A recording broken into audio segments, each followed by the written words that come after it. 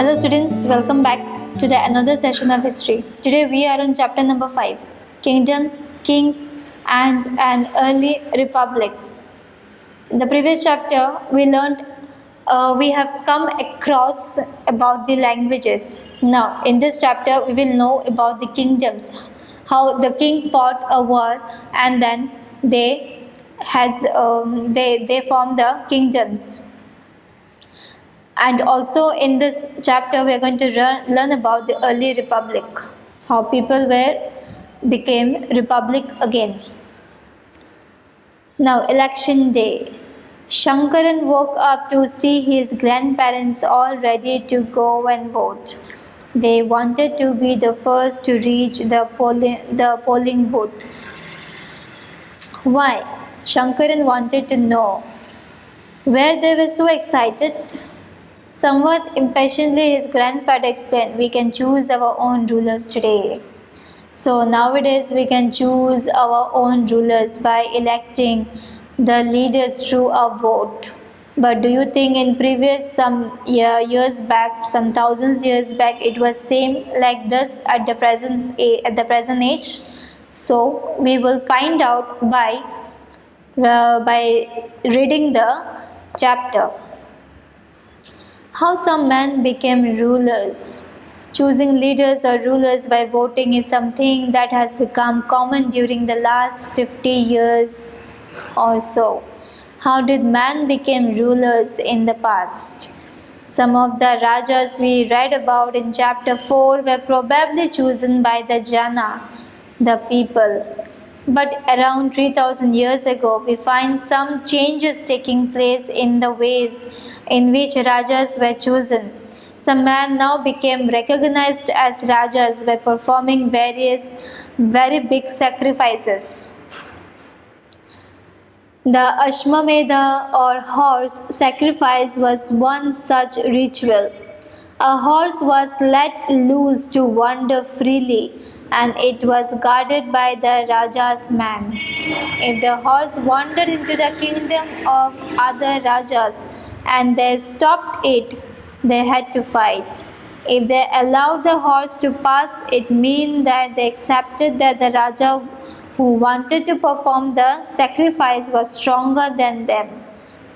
These Rajas were then invited to the sacrifice, which was performed by specially trained priests who were rewarded with gifts.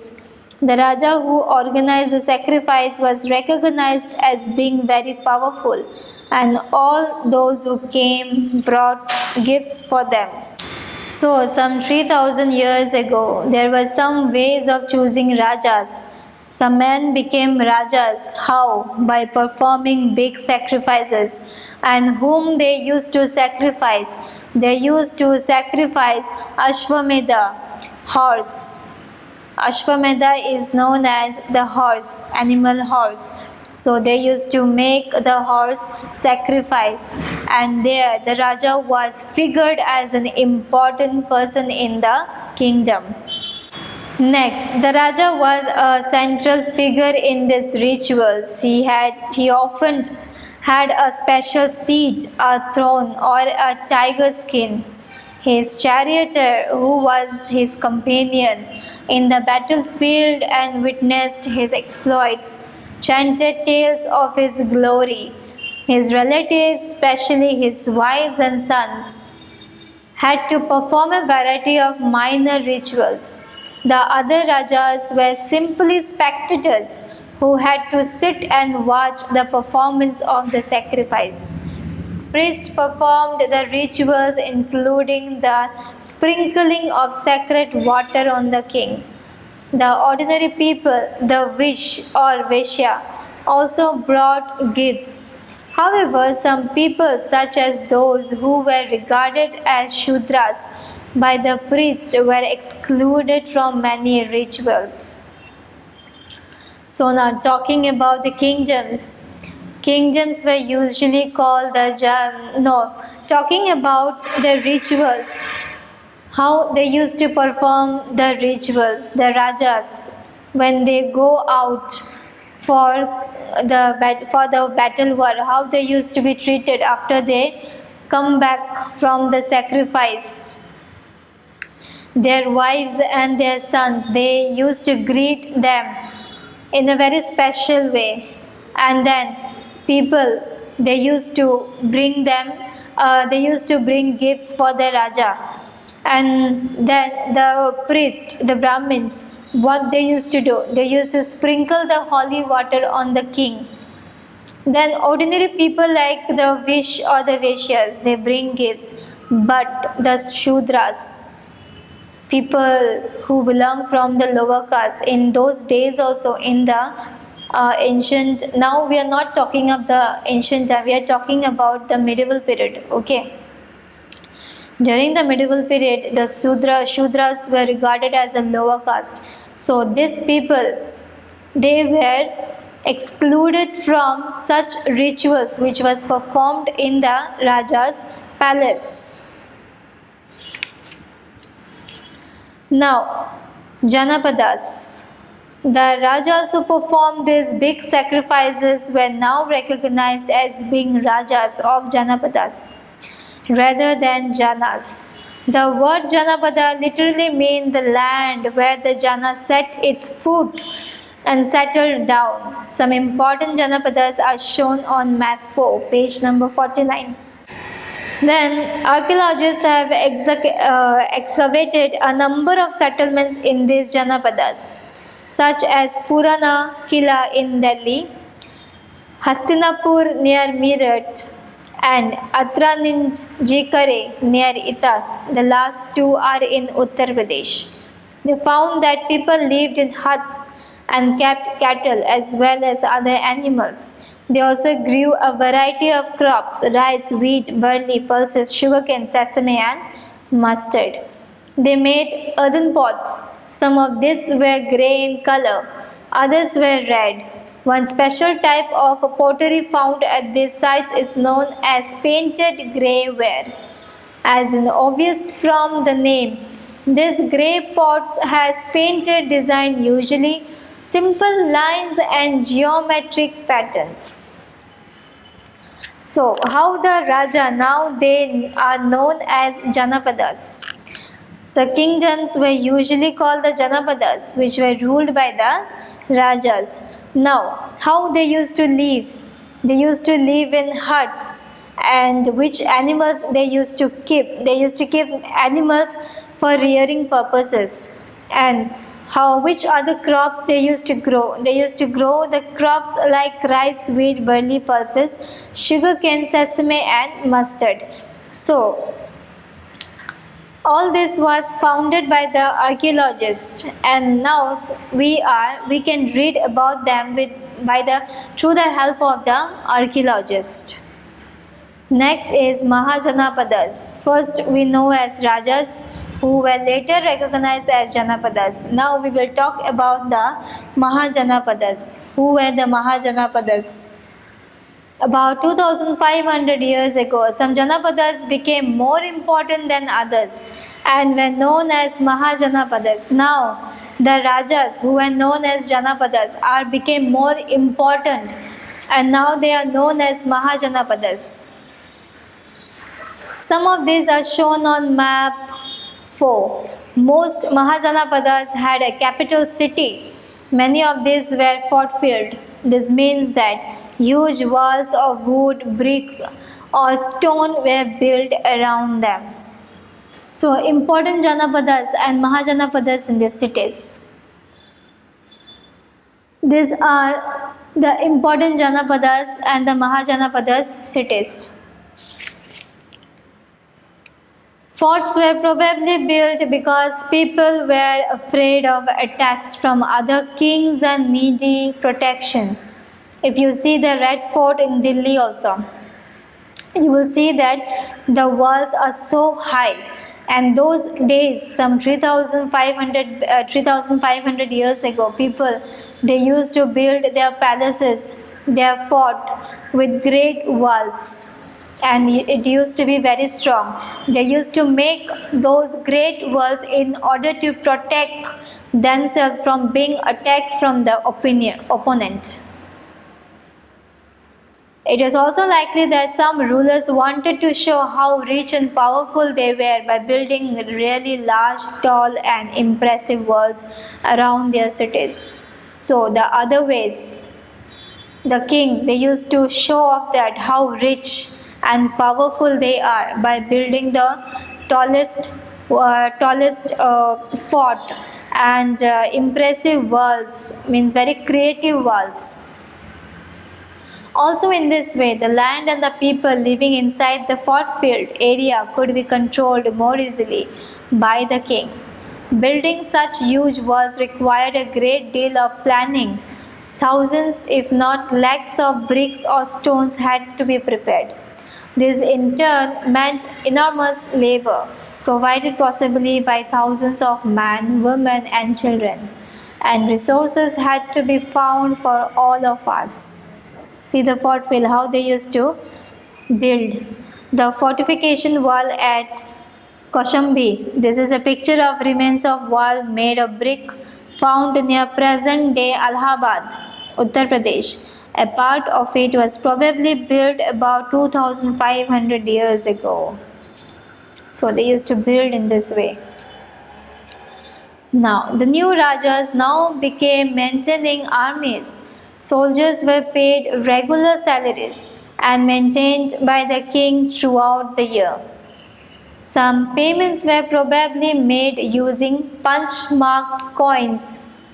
You will read about more about these coins in chapter number 8. Now, what is this punch-marked coins? We will read this on our chapter number 8. Now, taxes.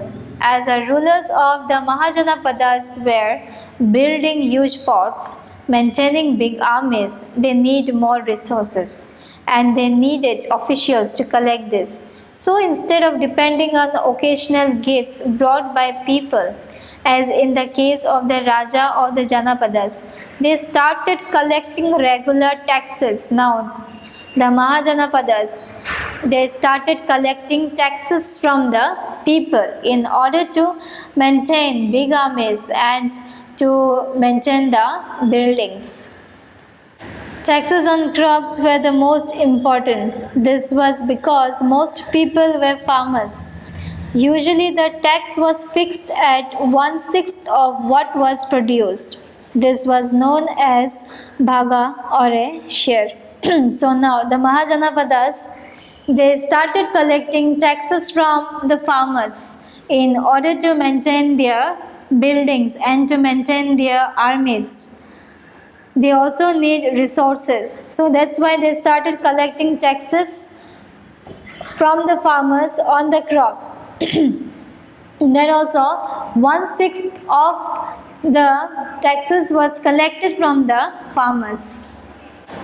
There were taxes on craftspersons as well. This could have been in the form of labor. For example, a weaver or a smith may have had to work for a day every month for the king. Herders were also expected to pay taxes in the form of animals and animal produce. There were also taxes on goods. They were bought and sold through trade.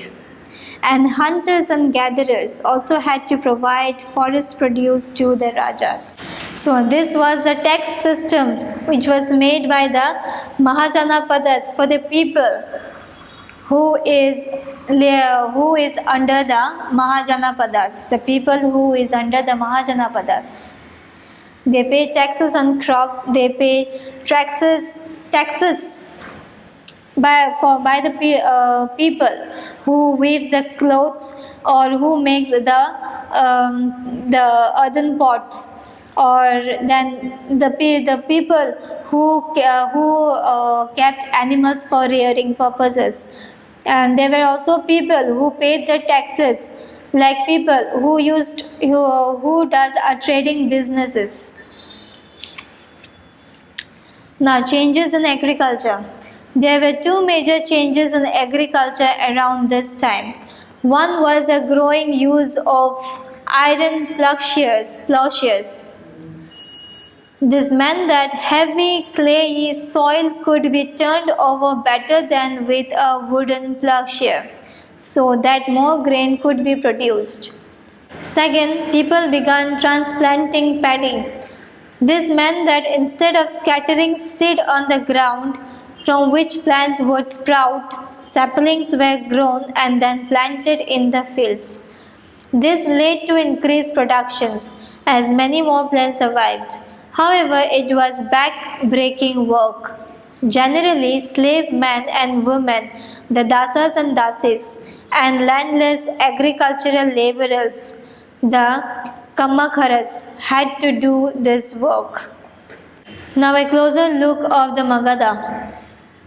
Magadha became the most important Mahajanapada in about 200 years. Many rivers such as the Ganga and the Son flowed through Magadha. This was important for transport.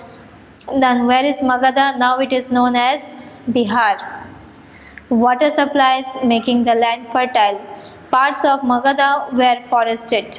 Elephants which lived in the forest could be captured and trained for the army. Forests also provided wood for building houses, carts, and chariots. Besides, there were iron ore mines in the region that could be tapped to make strong tools and weapons.